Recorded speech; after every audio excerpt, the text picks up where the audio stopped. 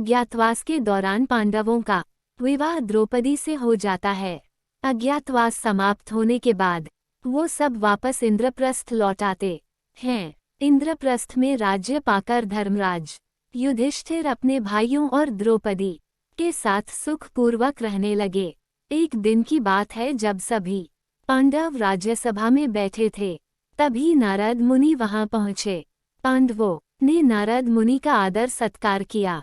वहां द्रौपदी भी आई और नारद मुनि का आशीर्वाद लेकर चली गई। द्रौपदी के जाने के पश्चात नारद ने पांडवों से कहा कि पांडवों, आप 5 भाइयों के बीच द्रौपदी मात्र एक पत्नी है, इसलिए तुम लोगों को ऐसा नियम बना लेना चाहिए ताकि आपस में कोई झगड़ा ना हो, क्योंकि एक स्त्री को लेकर भाइयों में झगड़े मौत का कारण भी बन जाते हैं। ऐसा कहकर नारद मुनि उन्हें एक कथा सुनाई। प्राचीन समय की बात है। सुंद और उपसुंद 2 असुर भाई थे। दोनों के बारे में ऐसा कहा जाता है, दोनों 2 जिस्म एक जान हैं।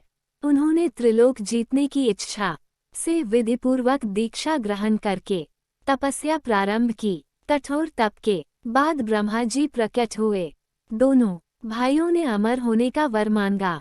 तब ब्रह्मा कहा, वह अधिकार तो सिर्फ देवताओं को है, तुम कुछ और मांग लो। तब दोनों ने कहा कि हम दोनों को ऐसा वर दे कि हम सिर्फ एक दूसरे के द्वारा मारे जाने पर ही मरें।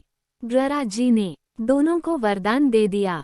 दोनों भाइयों ने वरदान पाने के बाद तीनों लोकों में कोहराम मचा दिया।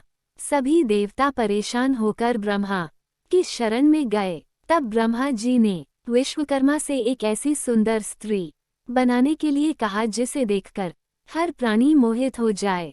उसके बाद एक दिन दोनों भाई एक पर्वत पर आमोद प्रमोद कर रहे थे।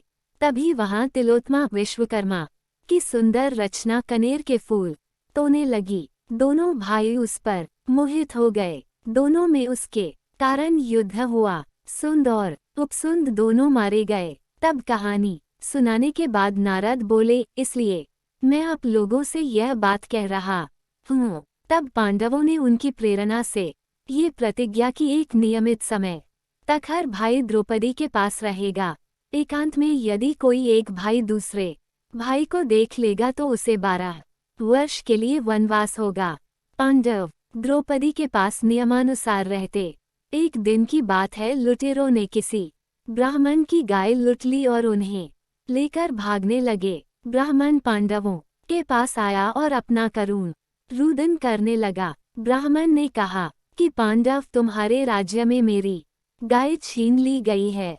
अगर तुम अपनी प्रजा की रक्षा का प्रबंध नहीं कर सकते तो तुम निसंदेह पापी हो। लेकिन पांडवों के सामने अड़चन ये थी कि जिस कमरे में राजा युधिष्ठिर द्रौपदी के साथ बैठे हुए थे, उसी कमरे में उनके अस्त्र शस्त्र थे। एक और कौटुंबिक नियम और दूसरी तरफ ब्राह्मण की करुण पुकार। तब अर्जुन ने प्रण किया कि मुझे इस ब्राह्मण की रक्षा करनी है, चाहे फिर मुझे इसका प्रायश्चित क्यों ना करना पड़े। उसके बाद अर्जुन राजा युधिष्ठिर के घर में संकोच चले गए।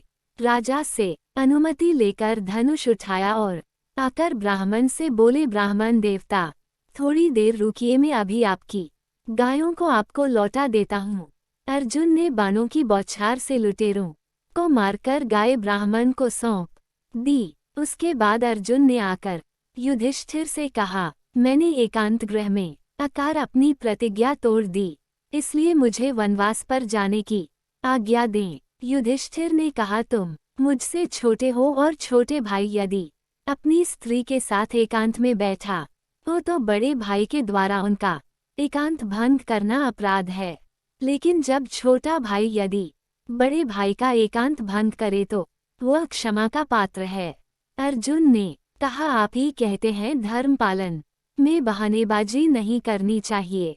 उसके बाद अर्जुन ने वनवास की दीक्षा ली और वनवास को चल पड़े।